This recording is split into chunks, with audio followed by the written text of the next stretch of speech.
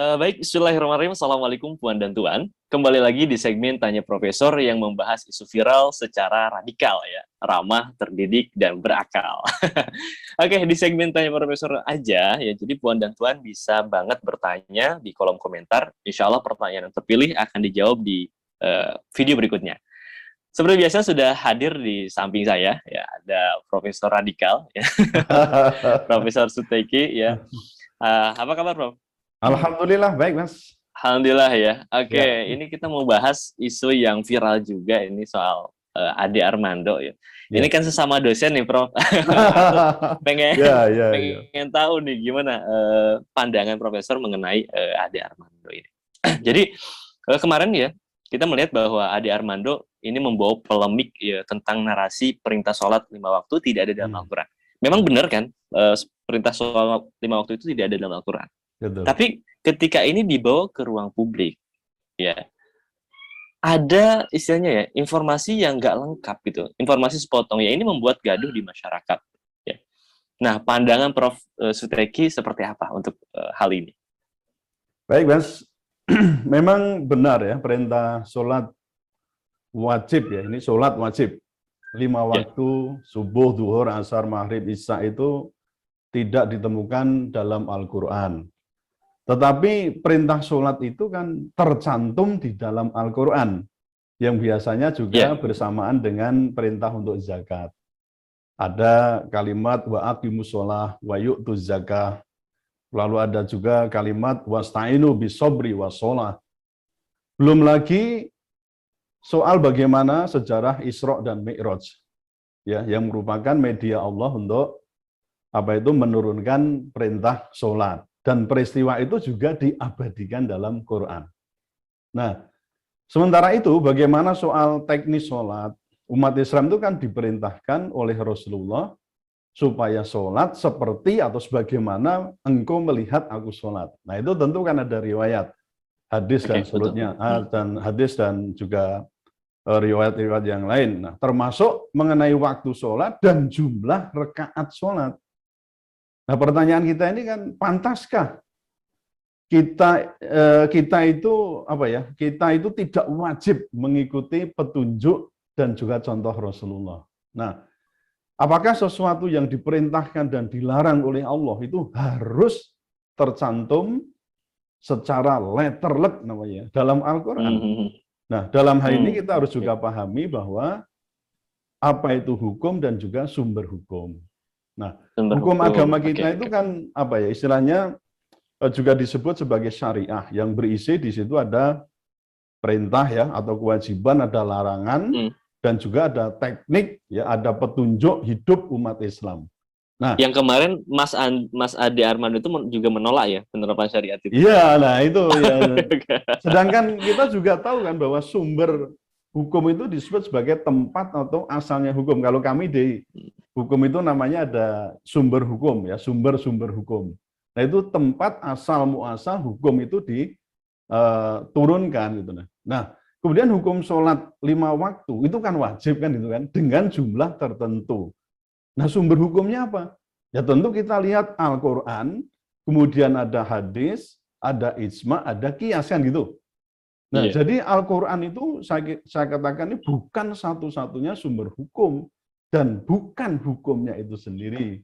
Tapi prinsipnya sholat 5 waktu itu adalah wajib meskipun itu tidak tercantum secara letterlek di Quran. Kan kita lihat contoh Rasulullah, kita juga lihat hadis, nanti teknisnya banyak juga kan, kita punya kitab-kitab 4 mazhab itu, semua itu yang harus kita pahami bahwa yang wajib itu tidak selalu apa yang harus tercantum di dalam Quran secara letterlek. Nah, nanti ke belakang akan kita kupas lah itu. Oke.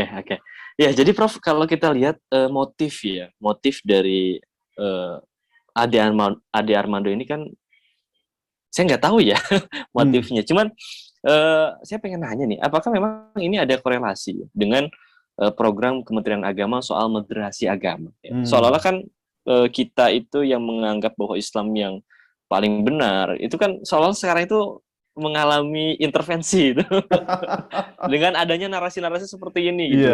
Narasi-narasi yang lebih condongnya ya ke ya paham-paham relativisme itu gitu. Gimana, Prof?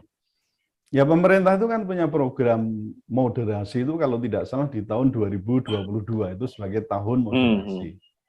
Nah, kembali ke persoalan yang tadi kita bicarakan, pembeda secara radikal ya antara seorang muslim dengan non-muslim itu kan soal mendirikan sholat. Maka disebut dalam hadis itu bahwa as-sholatu imaduddin, kan gitu kan, bahwa sholat itu adalah tiang agama. Jadi barang siapa yang mendirikan sholat maka dia menegakkan agama, dan sebaliknya barang siapa yang meninggalkan sholat sama saja dia turut andil dalam merobohkan agama itu. Nah, saya menduga potongan pernyataan Ade Armando itu boleh jadi ya merupakan upaya deradikalisasi pemikiran, seolah sholat 5 waktu itu tidak wajib karena tidak tercantum di dalam Al-Quran. Nah, upaya ini juga disebut namanya moderasi. Nah, dengan prinsip ini Muslim nanti bisa saja akan sholat itu cukup 1 kali dalam sehari semalam. Terus kalau mau bergeser lagi, mungkin cukup 1 kali dalam seminggu, cuma sholat Jumat saja. Kalau mau geser lagi, cukup 1 kali setahun, hanya sholat Idul Fitri misalnya. Nah nanti kan lama-lama ikut lagu Jawa itu, ya ini diplesetke ya. Sholat oleh, sholat oleh, ora sholat kan pane akeh, itu kan gitu. Nah jadi kita abangan, nah mungkin pikir yang namanya abangan ini dikira itu kan moderat atau gimana gitu loh. Jadi itu Mas realisnya, kalau kita tarik ke moderasi di situ itu juga berbahaya gitu. Iya, ya artinya kan kalau saya ngelihat akar dari pandangan-pandangan seperti ini kan nantinya bisa jadi mengarah pada substantivisme itu. Iya betul, relativitas. Iya. Ya. Mensimplifikasi bahwa ya yang penting hatinya aja yang betul. Makanya tadi saya katakan ya perlu setahun itu cuma sholat sekali, yang penting wis ngaku Islam sudah cukup. Itu namanya moderat kan itu loh. Iya. Dan itu tadi berawal dari tadi 5 waktu nggak wajib, sehari mungkin cukup sekali, kalau perlu seminggu pokoknya Jumatan tok selesai. Lama-lama kan begitu Mas. Nah itu namanya abangan itu. Abangan itu sebenarnya kalau ditanya ya kamu apa Islam tapi nggak sholat. Yang penting hatiku kan apik. Aku nggak nyolong, nggak jupuk kan, itu kan tidak mencuri, tidak mengambil dan seterusnya, itu kan gitu akhirnya mikirnya orang. Betul. Gitu. Padahal konsekuensi seorang muslim itu nggak cuma baik ya, tapi juga harus syariatnya juga terikat harus dengan syariat. Betul. Gitu. Oke, menarik sekali Prof ya. Prof, bagaimana jenengan melihat kebijakan ini dari segi hukum, Prof? Mengingat kalau kita lihat ya, kalau ini pandangan saya ya, bahwa moderasi ini lebih dekat dengan isu-isu pluralitas kan, keberagaman ya, dan yang lainnya. Bahkan kalau kita tarik lagi, ini lebih akarnya itu ada dalam gagasan atau ide pluralisme gitu. Pluralisme. Sedangkan pluralisme itu kan kalau kita lihat di Fatwa MUI 2005 itu kan diharamkan, Bro. Diharamkan. Nah, pertanyaan saya sebagai awam itu sebetulnya Fatwa MUI itu punya kekuatan nggak sih? Punya kekuatan hukum nggak sih gitu? Dan kita sebagai awam itu bagaimana menghadapi hal ini? Gitu, Bro. Iya. Ini tapi agak sabar ya. Ini jawabannya mungkin agak ya sedikit melebar gitu ya. Silakan, Bro. Ya, jadi kalau kita bicara soal moderasi dari kacamata hukum nasional itu sebenarnya kita kontraproduktif dengan karakter yang kita sebut dengan religious nation state namanya. Yang itu didasarkan pada pasal 29 ayat 1 Undang-Undang Dasar 1945. Ada juga HAM ya dan lain sebagainya lah di situ. Nah, moderasi itu kan lama-lama akan menumpulkan karakter manusia Indonesia yang radikal. Artinya punya prinsip religiusitas yang tinggi, khususnya seorang muslim yang bukan saja harus melakukan amar ma'ruf, tetapi juga harus nahi munkar. Nah, kewajiban untuk amar ma'ruf itu kan, saya mengatakan setiap orang, gampangnya kalau orang Jawa itu angger irung gitu ya, tiap hidung, menunjuk hidung berarti setiap orang bisa melakukan amar ma'ruf, amar ma'ruf, tetapi ketika kita sudah ngomong nahi munkar agak susah. Itu harus dijalankan oleh orang-orang yang radikal. Nah, Oke, dalam oke. arti Baik. orang yang mempunyai keberanian dan punya jiwa vigilante, yaitu jiwa Hmm, pejuang untuk memperjuangkan kebenaran dan keadilan. Nah, hal ini nanti akan terbukti, Mas, ketika bangsa kita itu menghadapi problem besar seperti pertarungan, perang, ya konflik yang besar. hmm, Kalau tidak ada radikalisme yang amelioratif, kita akan mudah sekali tidak punya jiwa pejuang. Jadi umpama kok hmm. kita dijajah gitu, kita Ya, hilangkan radikalisme dalam arti amelioratif ya, wah itu ah. berbahaya sekali. Kita nggak punya sikap berjuang, jadi nanti semua akan masuk ke bunker, nggak Iya, ada iya, yang iya. nggak ada yang Dalam ini gitu loh. bahasa lain tuh bisa disebut sebagai inferiority complex nggak sih? Sikap Yes, inferior yang betul. kompleks itu Akhirnya ya. akan ke sana Hmm. karena nggak punya jati diri yang mau di Betul, betul. apa utamakan apa nggak ada. Lalu yang kedua, ide pluralisme itu secara tata bahasa kan sebenarnya baik ya. Artinya sebenarnya Hmm, hmm. pengakuan terhadap keragaman. Keberagaman. Jadi Oke. sesuatu Hmm. itu saja secara sunatullah sebenarnya memang plural, jamak ya, Iya, masing-masing betul. mempunyai eksistensi dan juga potensi.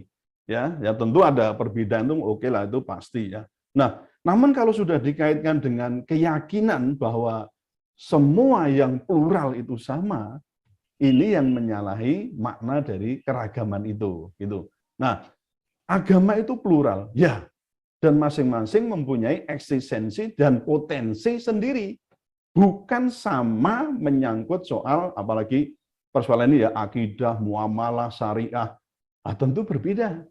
Nah, sehingga agama itu tidak sama. Nah, ketika pluralisme dimaknai agama sama saja, maka konsep ini sebenarnya salah. Nah, oleh karenanya MUI mengharamkan pemikiran tersebut. Itu yang kedua. Lalu yang ketiga, Hmm. MUI itu mengharamkan pluralisme dengan fatwa tadi sudah Mas Aap sebutkan itu ya, itu di fatwa Ya. nomor 7 ya di Munas tahun 2005 tentang mengharamkan pluralisme, liberalisme dan sekularisme agama. Nah, namun tindakan menghukumi pluralisme yang tadi saya sebutkan itu ternyata kan sifatnya internal itu, Mas. Dan Betul. pelaksananya itu pun sebatas himbauan kayak begitulah. Atau mungkin kalau dinaikkan Hmm. sedikit itu namanya doktrin saja atau pendapat hukum Oke. yang tidak mempunyai daya paksa Kekuatan. yang disertai Oh. dengan sanksi tegas. Maka seringkali fatwa MUI itu kan banyak diabaikan tuh karena memang secara Iya. hukum itu tidak mempunyai kedudukan Bahkan iya. yang mengikat itu. Bahkan nggak cuma diabaikan, tapi diserang MUI-nya itu. Nah itu makanya itu. Tapi sebenarnya kalau di hukum nasional kita Mas ya, fatwa itu kan bisa ditempatkan sebagai tadi opini ya atau legal opini dan seterusnya. Itu yang Oke. sebenarnya bisa dipakai saja untuk misalnya advokat membuat pembelaan pakai fatwa MUI atau mungkin hakim juga ikut mempertimbangkan. Tapi itu kan tidak mutlak tadi gitu ya. Gitu Mas. Baik, baik. Oh, oke, oke, oke. Artinya nggak punya kekuatan dong ya, Prof ya, Tidak. kalau cuma Ya. fatwa itu. Oke. Ya. Nah, Prof, ini pertanyaan terakhir nih, Prof. Yang juga kita kan, saya pribadi cukup sebetulnya resah, Prof. Terlebih bagaimana nasib generasi di bawah saya dalam menghadapi hal ini, gitu. Ya.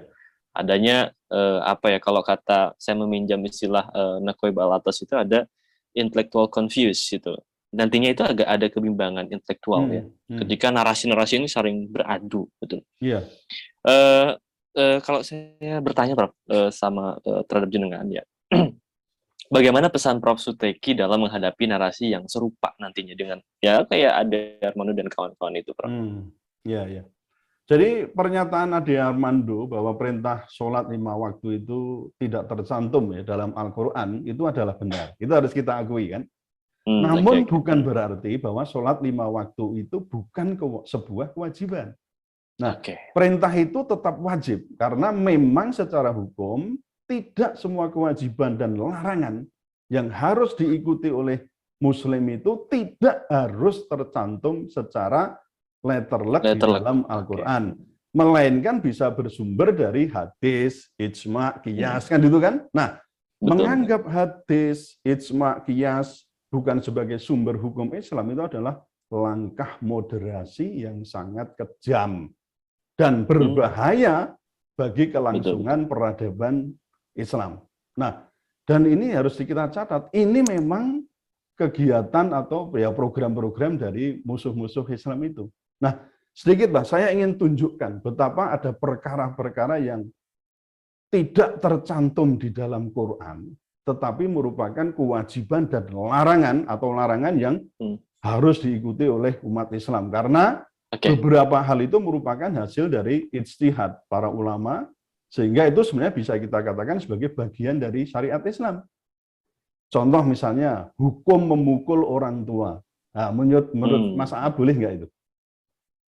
Enggak boleh itu, Bro. Karena hukum memukul orang tua itu kan apa haram apa tidak? Karena kita lihat misalnya di Quran, kan perintahnya misalnya di Al-Isra ayat 23 itu kan cuma dan Tuhanmu telah memerintahkan supaya kamu jangan menyembah selain Dia dan hendaklah kamu berbuat baik pada ibu bapakmu dengan sebaik-baiknya. Jika salah seorang di antara keduanya itu sudah uzur gitulah ya, sudah tua dan seterusnya, itu maka jangan sekali-sekali kamu mengatakan kepada keduanya perkataan Loh, saja nggak boleh. Lalu saya tanya tadi, kira-kira memukul orang tua boleh nggak? Nah, gitu boleh, loh. Itu kan harus ini pakai penalaran hukum juga begitu. Kemudian misalnya yang kedua soal hukum membakar anak yatim. Yang dilarang itu apa, Mas? Sebenarnya kan yang dilarang itu kan memakan harta anak yatim. Betul nggak? Sekarang kalau saya tanya, membuang harta anak yatim itu dihalalkan apa tidak? Nggak boleh. Bahkan dilarang. Nggak boleh ya? Kan gitu tuh. Terus yang ketiga, misalnya soal hukum jual beli di hari Jumat. Nah, dalam hal ini jual beli di hari Jumat itu apakah boleh apa tidak? Misalnya. Nah, jadi yang tidak boleh itu kan ketika sudah apabila kamu dipanggil untuk mengerjakan sholat pada hari Jumat, maka bersegeralah kamu mengerjakan dan tinggalkanlah jual beli. Nah, ketika sudah ada panggilan sampai sholat itu berarti kan dilarang. Tapi di luar itu boleh nggak melakukan jual beli?